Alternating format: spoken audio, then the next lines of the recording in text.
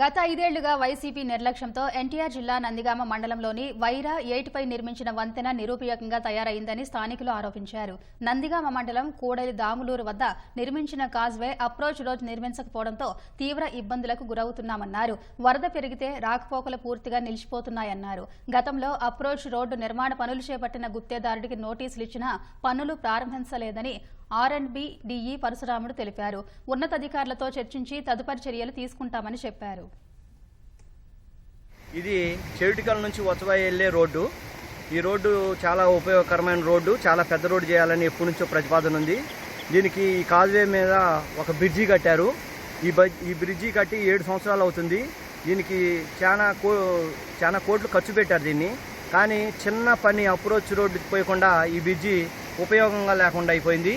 గత 5 సంవత్సరాల్లో దీన్ని ఎవరూ పట్టించుకోలేదు. తెలుగుదేశం గవర్నమెంట్ మీద జనం అందరూ ఆశావాదంగా ఉన్నారు కాబట్టి అధికారులు స్పందించి ఈ బ్రిడ్జిని త్వరితగతిన పూర్తి చేయవలసిందిగా రైతుల తరఫున ఒక సర్పంచ్గా కోరుకుంటున్నాను. 2 మండలాలను కలుపుతూ నందిగామ వీరలపాడు మండలాలను కలుపుతూ గతంలో ప్రభుత్వం వంతెన నిర్మాణం చేసి ఉన్నది. ఇక్కడ వైరా నది వచ్చినప్పుడు ఈ వంతెన ఉపయోగకరంగా లేకపోవడం వల్ల ప్రజలు చాలా ఇబ్బంది పడుతూ ఉన్నారు.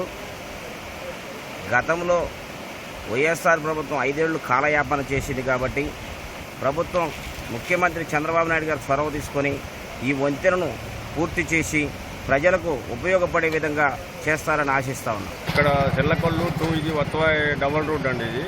ఈ బ్రిడ్జి మన టీడీపీ గవర్నమెంట్లో అయిపోయిందండి, తయారు చేయడం అయిపోయింది. తర్వాత వైసీపీ గవర్నమెంట్ వచ్చిన తర్వాత ల్యాండ్ అపోజిషన్ కూడా అయిపోయి వాళ్ళకి అప్పచెప్పిన తర్వాత రోడ్లు పోయలేదండి. దీనివల్ల మాకు చాలా ఇబ్బందిగా ఉందండి.